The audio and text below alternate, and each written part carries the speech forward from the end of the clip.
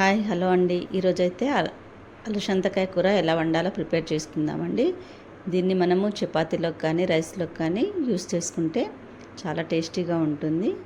మనం ఎండాకాలం ఇలాంటి కూరలు తినలేమండి. ఇప్పుడు వర్షాలు పడుతున్నాయి కాబట్టి ఇలాంటి కూరలు మనకి చాలా టేస్టీగా అనిపిస్తాయి.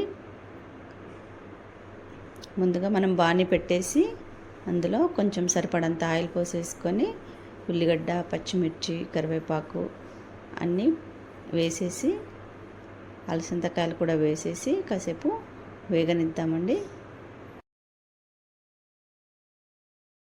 మీలో అలసందకాయ కూర ఎంతమందికి ఇష్టమో కామెంట్ చేయండి.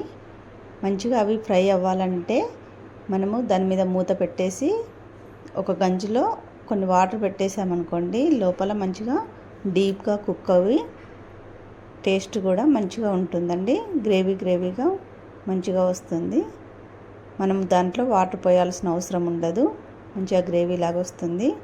దాంట్లో మనం సరిపడంత ఉప్పు, మీకు ఇష్టమైతే కారం వేసుకోండి. నేనైతే పచ్చిమిర్చి వేస్ట్ చేస్తున్నాను. పసుపు అన్నీ యాడ్ చేసుకొని కాసేపు మగ్గనివ్వాలండి.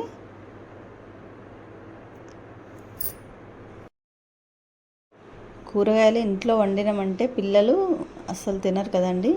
మా ఇంట్లో అయితే కూరగాయలు అస్సలే తినరండి. అందుకే మేము ఎక్కువ కూరగాయలు యూజ్ చేయం. మీ ఇంట్లో కూడా పిల్లలు ఇలాగే తినకుండా మారం చేస్తారా? కామెంట్ చేయండి. ఈ వీడియో కనుక మీకు నచ్చితే లైక్ చేసి సబ్స్క్రైబ్ చేసుకోండి.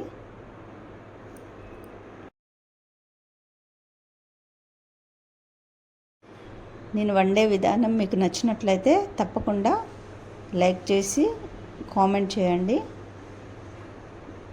మీకు ఇంకా వెరైటీస్ ఏమైనా ఉంటే కామెంట్ రూపంలో తెలపండి. అవి వండి పెట్టడానికి ట్రై చేస్తాను.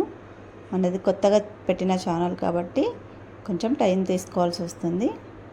చివరిగా మనము కొత్తిమీర యాడ్ చేసుకుంటే అలసందకాయ కూర అయితే రెడీ అయిపోయింది.